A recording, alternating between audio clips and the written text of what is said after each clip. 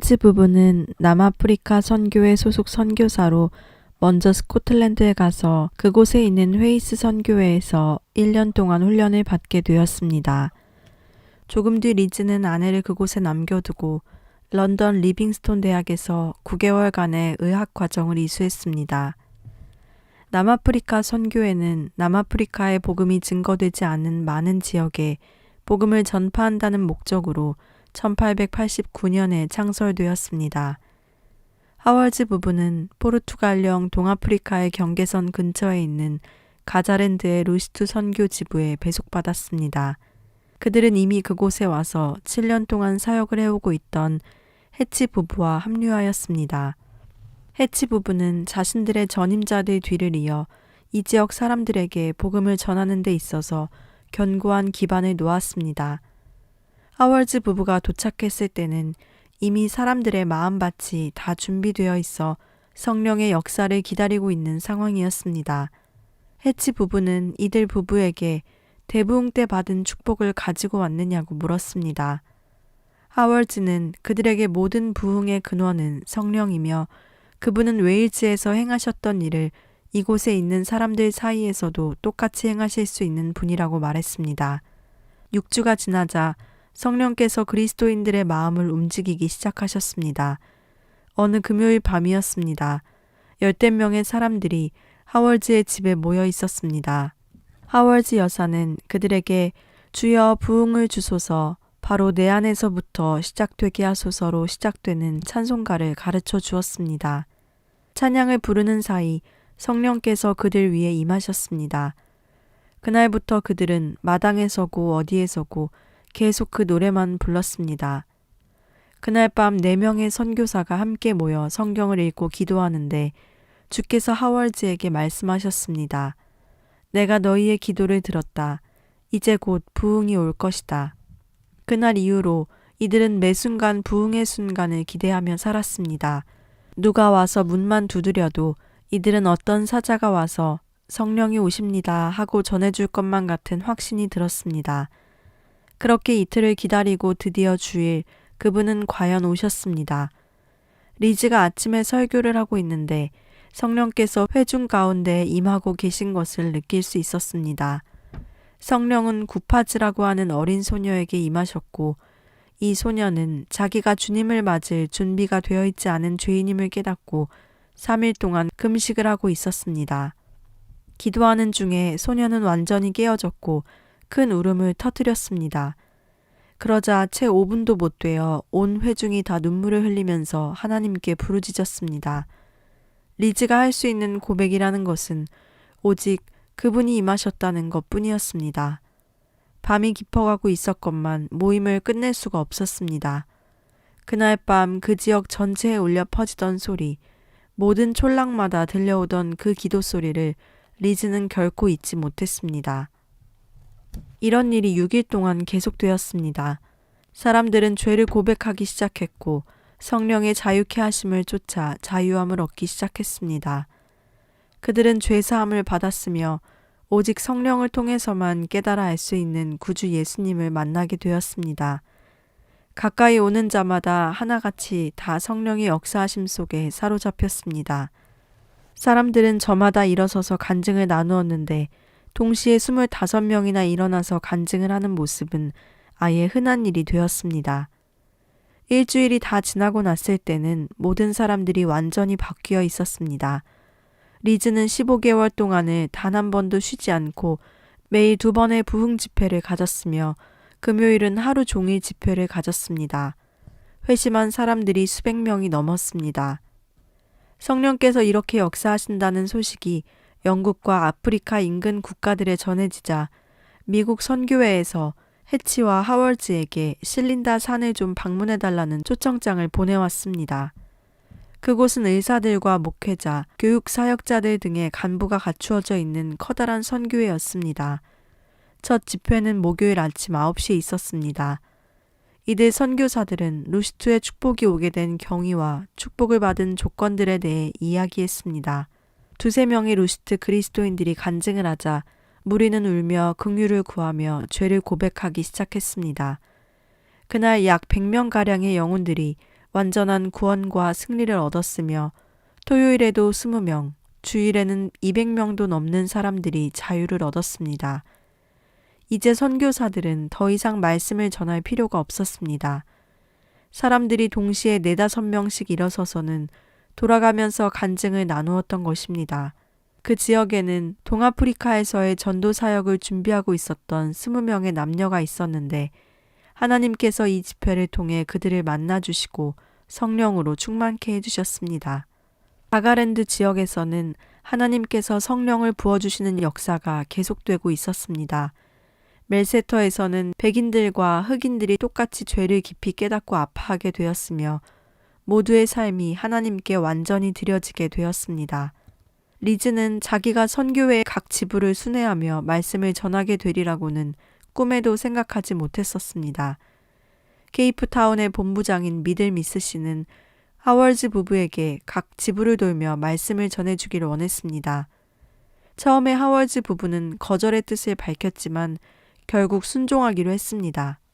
여행은 18,000km에 달했으며 중간에 스와질랜드, 폰도랜드, 봄바나랜드, 템부랜드, 줄루랜드 이렇게 5나라를 지나가야 했습니다.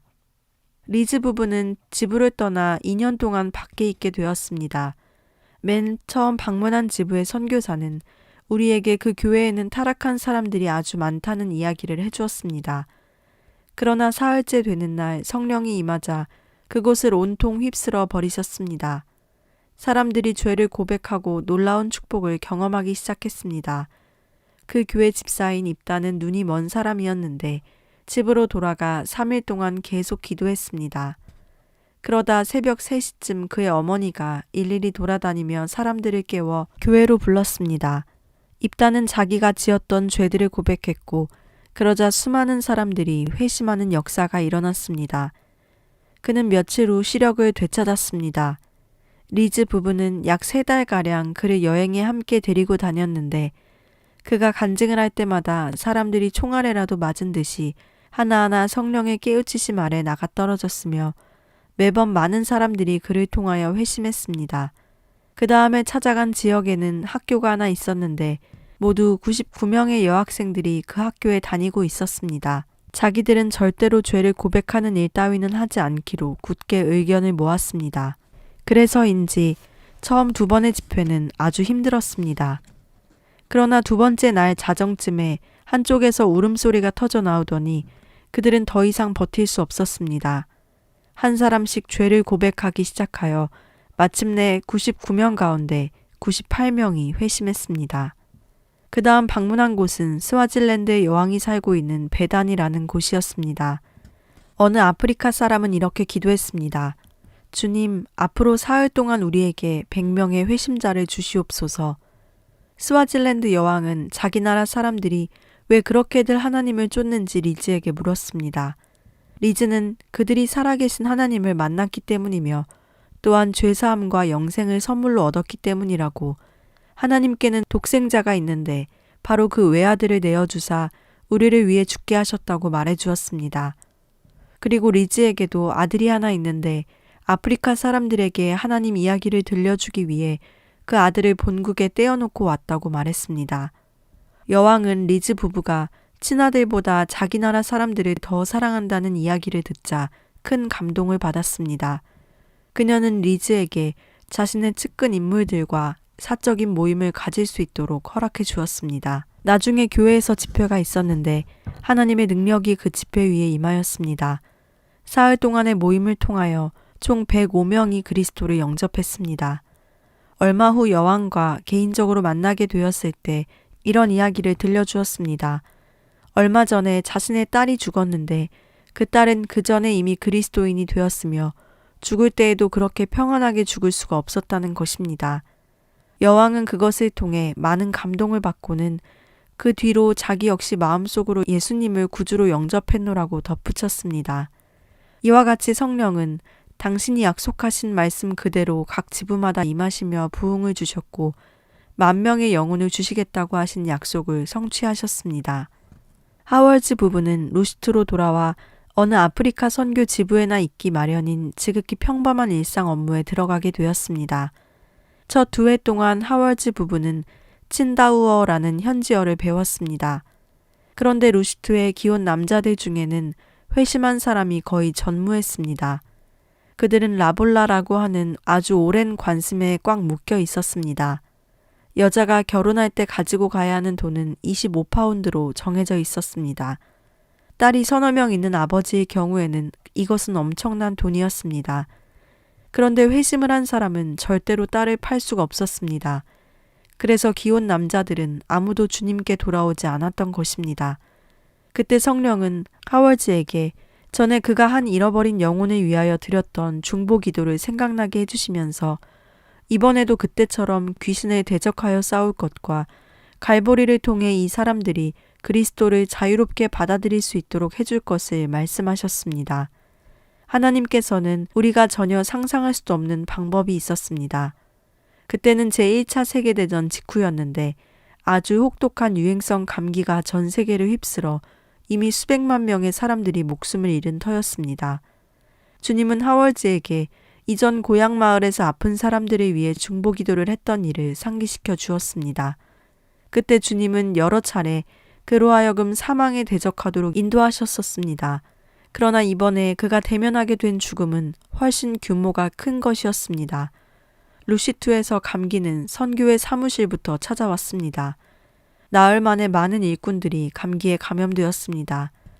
그러자 본토인들은 그리스도인들이 라볼라의 규율을 깨뜨렸기 때문에 조상신들이 저주를 내린 것이라고 말했습니다. 그러나 감기는 곧 그들의 촌락들에도 찾아갔습니다. 선교회에는 죽은 사람이 없었는데 촌락에서는 많은 사람들이 죽어가고 있었습니다. 하월즈는 추장이 보낸 사람들로부터 마법사도 조상신도 손에 쓰지 못하고 있다는 말을 들었습니다. 그는 하나님께서 말씀해 주신 대로 우리 선교회에서는 아무도 죽지 않을 것입니다. 라고 그들에게 말했습니다. 주님은 앞일을 어떻게 처리해 나가야 할지를 인도해 주셨습니다. 주님은 그에게 교회를 병원으로 사용할 것과 밤에도 불을 지펴서 기온을 늘 일정하게 유지할 것을 말씀하셨습니다.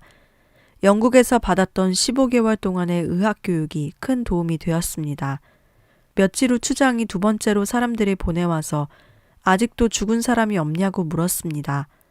하월즈가 아무도 없다고 말하자 추장은 그럼 촌락 사람이 이 병에 걸릴 경우 목숨을 건지기 위해 이 선교회로 와도 되겠느냐고 물었습니다.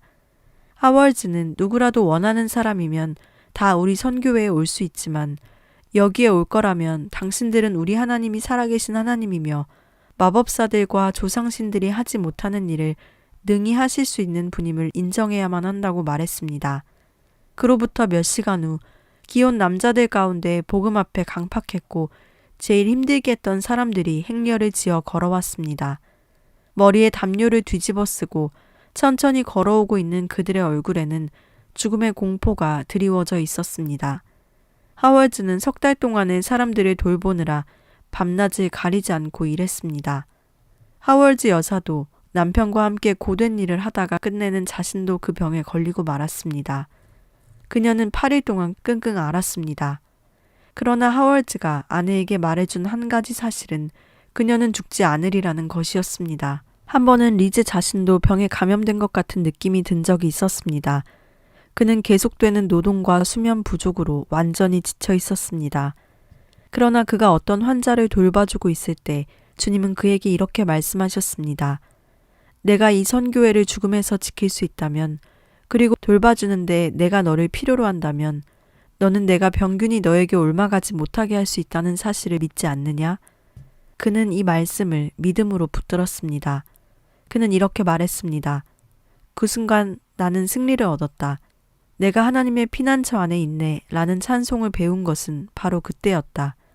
나는 내 안에 계신 성령이 유행성 감기보다 훨씬 강하다는 사실을 깨달았다. 전염병 속에서도 하나님과 함께 거한다는 것은 얼마나 놀라운 일인가. 백인들이 믿는 하나님이 죽음보다도 더 강하다는 이 소식은 곧 반경 30km 내에 전 지역 안에 쫙 퍼졌습니다.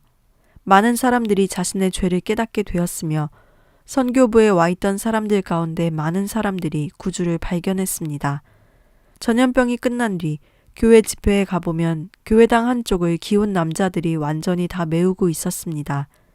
성령님은 얼마나 놀라운 분이신지 그분은 이 일을 통하여 아프리카 사람들에게 리즈 하월즈가 말로 복음을 증거하는 것보다 훨씬 더 강력하게 복음을 증거하셨던 것입니다. 이들의 아프리카 사역의 시기는 이렇게 끝났습니다. 하월즈는 이렇게 말했습니다. 그것은 완전한 승리였다. 정말이지 단 한 시간도 우리를 고생스럽게 했던 일은 아무것도 없었다. 아내에게나 나에게나 그것은 우리 생애에 가장 행복했던 6년의 시간이었다. 하월즈 부부는 1920년 크리스마스에 본국에 도착했습니다. 하월즈 부부의 간증이 퍼지면서 도처에서 와달라고 초청하였으며 가는 곳마다 엄청난 축복이 임했습니다. 1922년 랜드린다드 사경회에서 그가 많은 청중 앞에서 말씀을 전하고 있을 때였습니다. 능력이 어찌나 크게 나타났던지 다음 연사였던 목사님이 강단에 서지 않고 계속될 정도였습니다.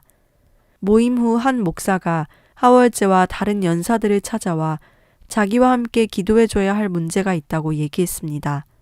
그는 이들에게 지금 참으로 많은 젊은이들이 하나님의 부르심에 응답하고 있다는 사실을 제시한 뒤 웨이즈에 더 많은 훈련 시설들이 긴급히 필요하다고 얘기했습니다.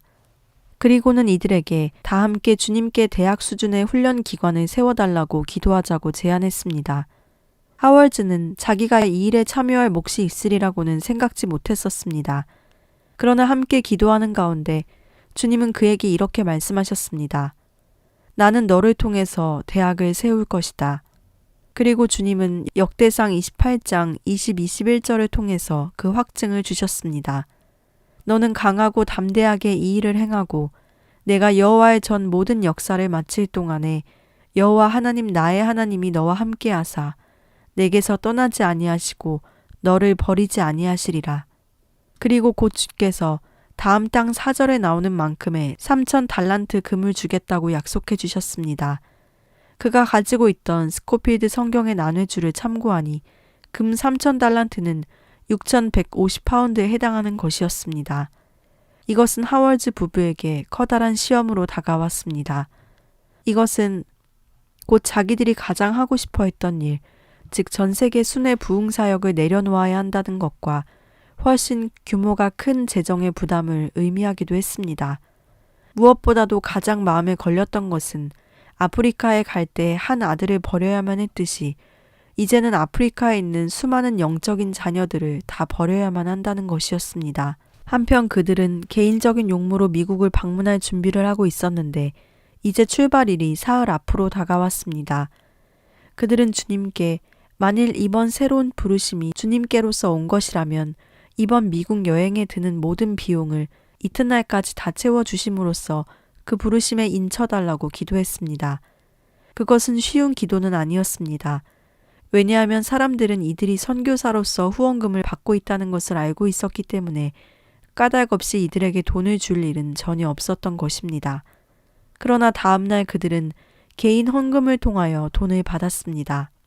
미국에 가 있는 동안 많은 교회들을 다니며 말씀을 전하였으며 또 뉴욕의 펄튼 스트리트 기도 모임 등과 같은 유명한 기관들도 방문했습니다. 그러나 그 어느 곳보다도 시카고에 있는 무디 성경학교에서 가장 큰 인상을 받았습니다. 그곳에는 하나님께서 손으로 친히 뽑으신 900명 남녀가 있었습니다. 강단에 올라 말씀을 전하기 전 강대상에 앉아있는 그에게 주님은 웨이즈의 성경대학을 세우는 건에 대해서 최종적으로 분명하게 말씀하셨습니다. 내가 웨이즈에도 이와 같은 대학을 세울 수 있다고 믿느냐? 예, 주님은 하실 수 있습니다. 자, 이제 내가 너를 통해서 그 대학을 세워도 되겠느냐? 그 순간에 대해 리즈는 이렇게 말했습니다. 나는 그 순간 하나님을 믿었다. 성경대학은 바로 그 순간 세워진 것이다. 다시 영국 브리너맨으로 돌아온 이들 부부는 함께 이 새로운 부르심에 대해 최종적으로 자신들을 헌신하는 시간을 가졌습니다. 그리고는 대학을 세우는 일에 자신들을 도구로 써달라고 주님께 온전히 내어드렸습니다. 그날 두 사람이 갖고 있는 돈이라고는 다 합해봐야 16실링 뿐이었습니다. 한 가지 슬픈 일은 그동안 정들었던 선교회를 떠나야만 한다는 사실이었습니다. 이것은 선교회 쪽이나 이들 부부 쪽이나 다 커다란 아픔이었습니다. 하월즈 부부는 학교를 어느 위치에 세워야 할지에 대해서 이들은 전혀 생각해 본 바가 없었습니다. 하나님은 지인들의 소개를 통해 글린더웬으로 인도하셨고 거기 잠깐 서 있는데 주님의 말씀이 들려왔습니다. 이곳이 바로 대학을 세울 곳이다. 그때 하월즈 부부에게는 고작 2실링밖에 없었습니다. 땅을 매입하는 과정에서 그들은 믿음의 시험을 여러 차례 치러야 했습니다.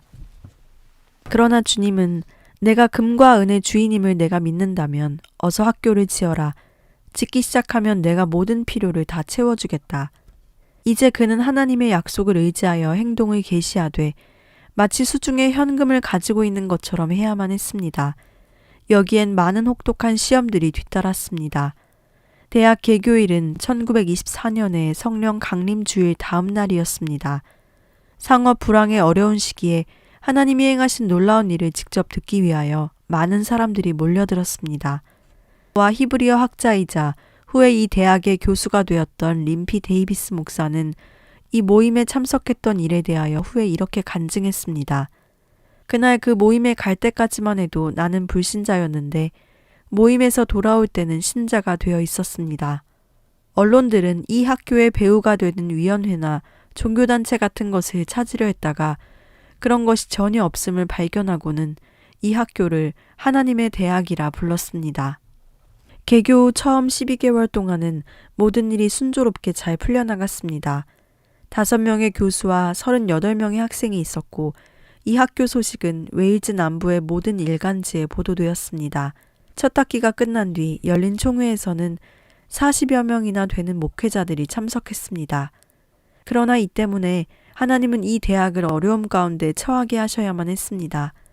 그래야 하나님 한 분 외에는 아무것도 의지할 것이 없음을 깨달을 것이기 때문입니다. 여름방학 동안 하나님께서는 리즈에게 당신께서 이 대학에 완전히 만족하지 않는다는 사실을 보여주셨습니다. 학생들 가운데 세속적인 모습 또는 믿음과 순종에 대한 거부감 등이었습니다. 두 번째 학기가 시작되자마자 학교 안에는 아주 심한 내부적인 분쟁이 생겼고 그 결과 학교 안에 남은 사람은 극히 줄어들었습니다. 하나님께서는 리즈에게 한마디만 말씀해 주셨습니다. 뒤에서 소문을 퍼뜨리고 다니는 사람이 없어야 분쟁이 끝난다. 그래서 그는 그 누구라도 이미 떠나간 사람들에 대하여 부정적인 얘기를 하는 것을 절대로 허락하지 않았습니다. 그는 남아있는 사람들을 위해서와 똑같이 떠나간 사람들을 위해서도 하나님의 축복을 비는 기도를 드렸습니다. 꼬박 12개월 동안 단 1시간의 강의도 할 수 없었습니다. 많은 사람들이 이 대학은 다시 일어나지 못할 것이라고 생각했습니다. 그러나 하나님 앞에서 은밀하게 기도하는 시간들을 보내면서 그들은 일의 성패는 사람의 후원이나 인기도에 달려있지 않다는 것을 다시 입증해 보일 수 있게 되었습니다. 리즈는 말했습니다. 이 경험을 통해서 대학은 만세반석, 즉 어떤 인간도 마귀도 흔들 수 없는 기초 위에 서게 되었다. 그 전까지만 해도 이렇다 할 헌금이 거의 들어오지 않고 있다가 이때 이후로부터 다시 하나님께서 거액의 헌금들을 보내주시기 시작하셨습니다. 그 후로 3일 쓸 돈이 있어 본 적이 거의 없었던 적도 많지만 언제나 하나님께서는 대학의 재정을 채워주셨습니다. 배후에 아무런 위원회, 이사회, 후원교단 또는 어떠한 부유한 개인도 없이 시작하여서 오직 믿음과 기도를 통하여 대학이 운영되었습니다. 학생 수가 2배로 많아짐에 따라 그만큼 수용시설이 더 필요하게 되었고 주님께서도 2년 동안 하월즈에게 또 다른 땅의 필요성에 대해서 계속 부담을 주셨습니다. 그가 받은 말씀은 이것이었습니다. 내 장막터를 넓히며 내 처소의 휘장을 아끼지 말고 널리 펴되 너의 줄을 길게 하며 첫 인쇄물을 펴내기 한 달 전 더웬퍼의 소유주인 찰스 러든경이 죽었다는 소식이 전해졌습니다. 더웬퍼는 글린더에서 나오는 길 바로 위쪽에 있는 아름다운 땅이었습니다. 주님께서는 하월즈에게 바로 이 더웬퍼가 2번째로 사들여야 할 땅이라는 것을 보여주셨습니다. 그래서 리즈는 그 문제를 놓고 기도하기 시작했으며 때로는 친구들과 함께 그 땅의 담장을 핑 돌며 걷기도 했습니다. 얼마 있지 않아 러든 여사가 그 땅을 팔기 위해 내놓았다는 소식이 들려왔습니다. 그러자 로마 카톨릭 교회가 또다시 그 땅을 사들이려고 뛰어들었습니다. 또 하나의 시험에 부딪힌 하월즈는 하나님의 표적이 필요하다는 사실을 느꼈습니다. 그래서 그는 하나님께 이제 그것을 확증해 주시려거든 이때까지 한 번도 돈을 보내온 적이 없는 사람을 통하여 하루 안에 거액의 수표를 보내달라고 기도했습니다. 또 50번째 생일을 며칠 앞두고 있었는데 주님께 매년 1파운드씩 계산해서 50파운드짜리 수표를 보내달라고 기도했습니다. 하나님께서는 그대로 들어주셔서 하월즈는 총 150파운드 수표를 얻게 되었습니다.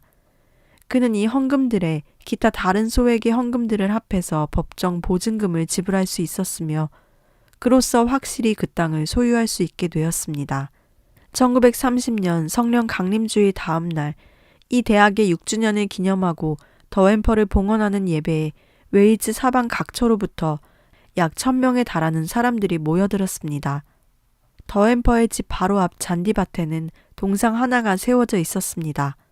이제 그 동상은 제거되고 그 받침대의 양쪽 측면에는 신실하신 하나님에 대한 영원한 증거로서 다음과 같은 두 개의 성경 구절 인용 어구가 기록되었습니다.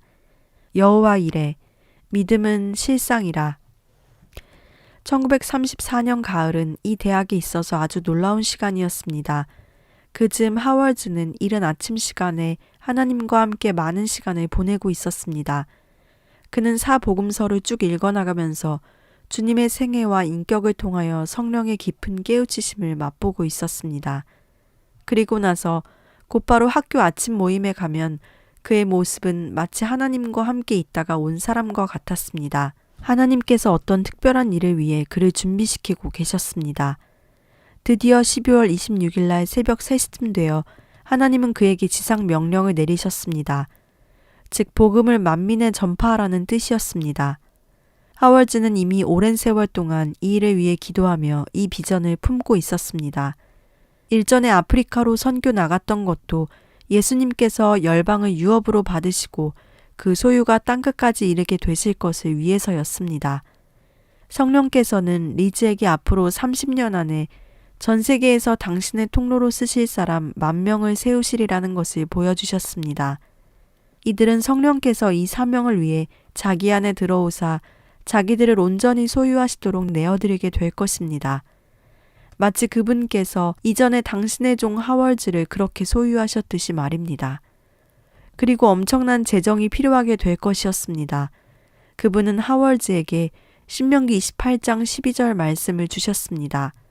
여호와께서 너를 위하여 하늘의 아름다운 보고를 열으사 내가 많은 민족에게 꾸어주일지라.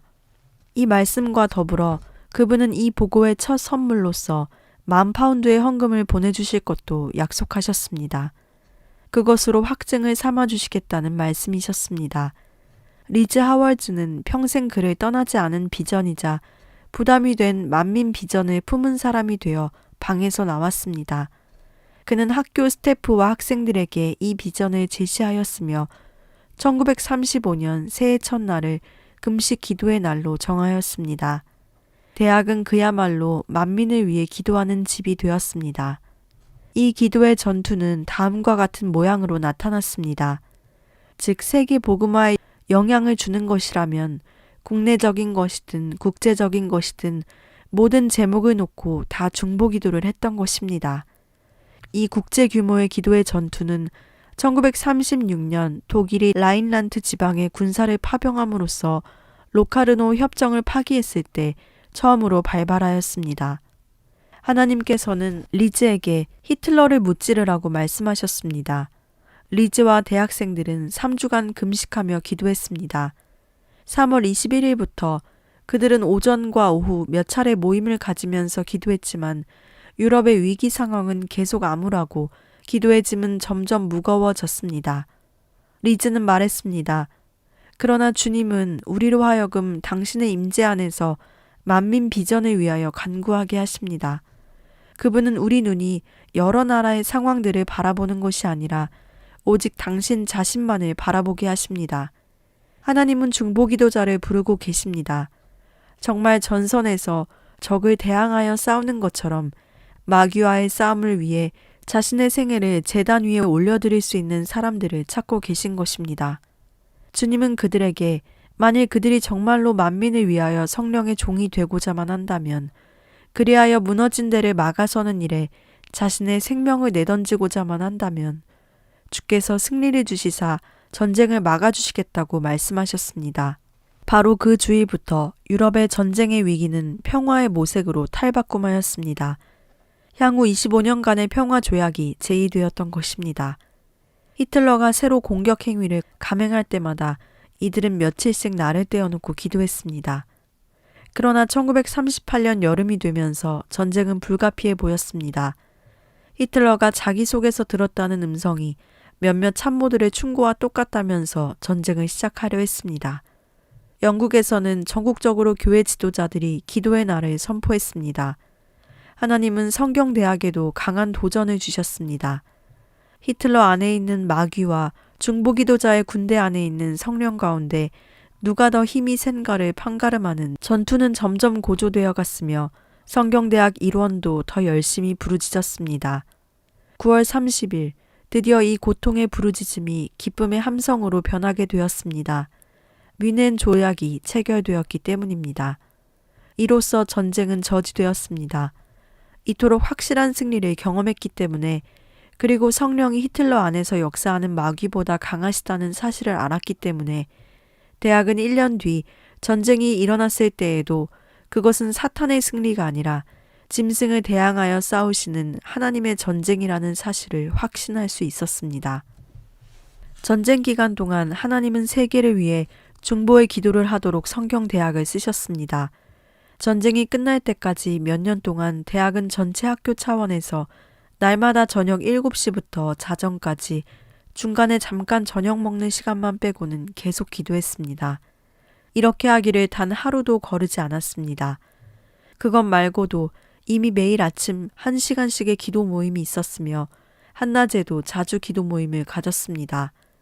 또한 연달아 며칠씩 온전히 기도와 금식으로 보내던 기간들도 많이 있었습니다. 이제 전쟁이 끝나자 외국 선교사들과의 교제의 끈이 다시 새롭게 연결되었습니다.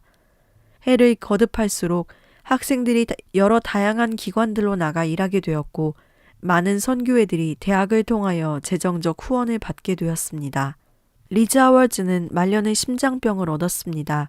주변 사람들은 그에게 그만 쉬라고 강력히 권하였지만 하나님의 나라와 죽어가는 영혼들에 대한 그의 열정은 너무도 뜨거워서 그는 조금도 고삐를 늦추지 않고 기도회 및 하나님을 위한 다른 사역에 참여했습니다.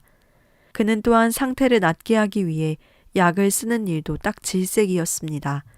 언제나 그랬듯이 모든 문제를 온전히 주님께 맡기기를 더 좋아했습니다. 그의 주요 사역은 언제나 중보기도였습니다.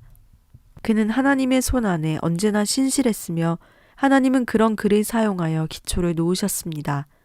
그리고 그것은 그의 영원한 기쁨이었습니다. 그가 소천하던 날 그의 모습은 영광된 모습으로 변형되어 갔습니다. 온 무리는 서서 요단강 건너 주와 함께 있으리를 부르고 있었습니다. 그의 얼굴은 마치 하늘에 계신 주님과 또 먼저 가 있는 성도들을 반갑게 인사로 맞이하는 모습처럼 보였습니다. 그는 심한 심장 발작을 일으켜 고통을 많이 겪었습니다. 그러나 최후 순간까지도 자신의 고통에 대하여는 단 한마디도 말하지 않았습니다. 그는 이렇게만 말할 뿐이었습니다. 주님이시다, 주님이시다. 나는 지금 주님의 뜻 한가운데 있다. 모든 것이 이루어졌다. 주님이시다. 그가 본향으로 가기까지 이후 나흘 동안 혹시라도 의식이 돌아오는 듯 싶으면 그는 오직 선교사들의 이름이나 혹은 자기가 간절히 기도하고 있는 가까운 친구들의 이름만을 불렀습니다. 어떤 때는 주님의 모든 비전이 다 이루어질 것을 믿는다고 말할 때도 있었습니다. 그가 마지막으로 말을 한 것은 2월 12일 주일 잠시 의식이 돌아와 있던 순간이었습니다. 그는 마지막으로 승리, 할렐루야 라고 말했습니다. 그때 말고도 여러 번 그는 하월즈 여사에게 그와 똑같은 말이나 혹은 영광의 승리와 같은 말을 하곤 했었습니다. 그의 이 땅의 순례 여정의 마지막 순간은 2월 13일 월요일 오전 10시였습니다.